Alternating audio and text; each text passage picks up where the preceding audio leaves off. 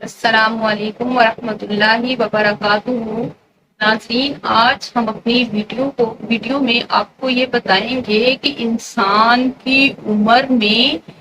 کس طرح اضافہ ہوتا ہے اور انسان کا رزق جو ہے وہ کس طرح بڑھتا ہے، یعنی اس میں کس طرح کشادگی پیدا ہوتی ہے۔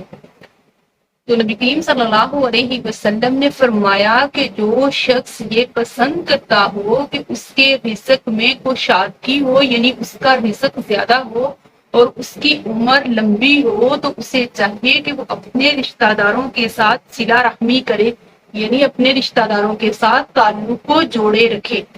تو دیکھیے، ہر انسان کی یہ خواہش ہوتی ہے کہ اس کے پاس بہت زیادہ رزق ہو اور اس کی عمر بہت زیادہ لمبی ہو، تو اسے چاہیے کہ وہ اپنے رشتہ داروں کے حقوق کو اچھے طریقے سے ادا کرنے کی نیت کر لے، تو اللہ تعالی ہمیں جو ہے وہ ان دو